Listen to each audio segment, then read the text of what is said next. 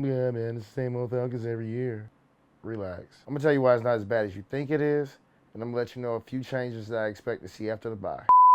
C-Mo to C. Mitchell for Point Game Official, checking in with another bird bath after week 11. First and foremost, I want to give a shout out to my alma mater, Stevenson High School in Stone Mountain, Georgia, for winning their playoff game this weekend. Coach Marcus Jones got them boys balling out at the 701.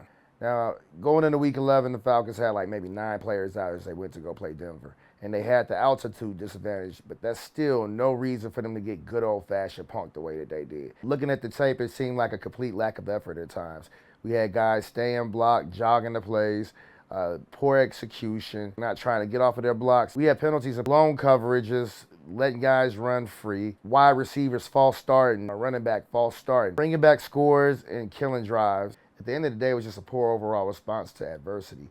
And that's kind of a coaching thing, if you want to be honest. I'm not saying that fans shouldn't be somewhat upset and they don't have a legit gripe, but this coaching staff is still a little bit young, and these are kind of growing pains. You look at the game tape once and you burn it. This is one of those things that I don't feel like this is who our team is. Typically, I believe our team is a lot more disciplined than it was this week.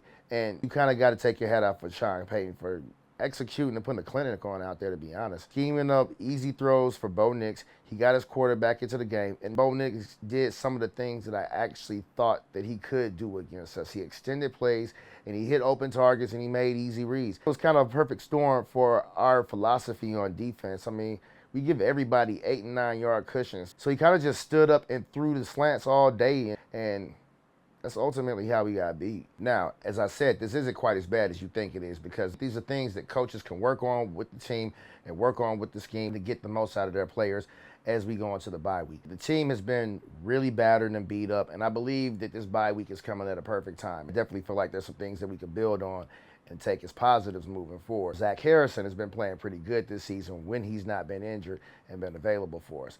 I'd love to see him get a lot more playing time because he's seeming to outplay some of our older veterans. I'm not sure if I'm saying his name right, but Khalid Kareem has also been pretty good over the last few weeks.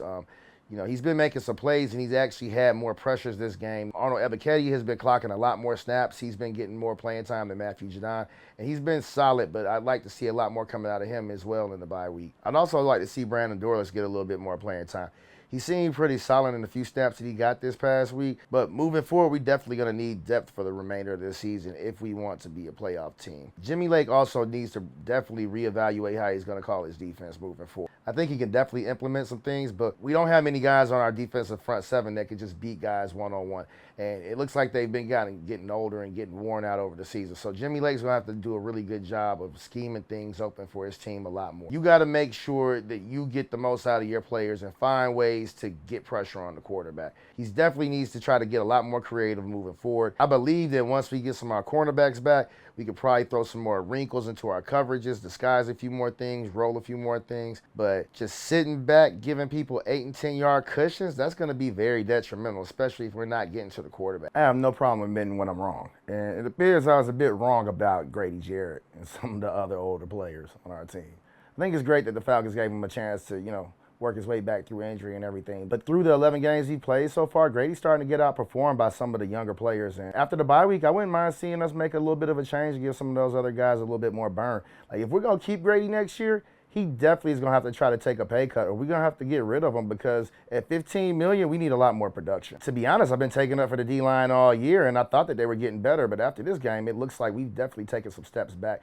We definitely got to do some soul searching and make sure we scheme this thing up a lot better. Out of our next 6 games, we need to go 4-2 if we want to definitely solidify things. Go out here and execute and make sure that we're a lot more focused. They're going to have to make sure that they get a lot more effort out of these guys and get them buying into just flying to the ball. Guys got to keep fighting. They got to make sure that they're trying to get to the quarterback every time and that they're not staying blocked and covered up. After the bye, we definitely have a good chance. Now, we're going to have our hands full the rest of this season because the rest of the schedule isn't necessarily easy. I mean, we got the Chargers first thing up next, and we got to worry about the Vikings as well. And both of those teams have a pretty good, high-powered offense, and they can make the throws, and their coaches are pretty good at, making it easy for their players. So we got to make sure that we just go out here and find ways to win no matter what. You got to win ugly. You got to win with your defense at times, but you definitely got to go out here and score. We got 38 points dragged on us, but we only scored 6. And that's an indictment on our offense as well. Bird Bath, Point Game Official, C-Mo to C. Mitchell, checking out.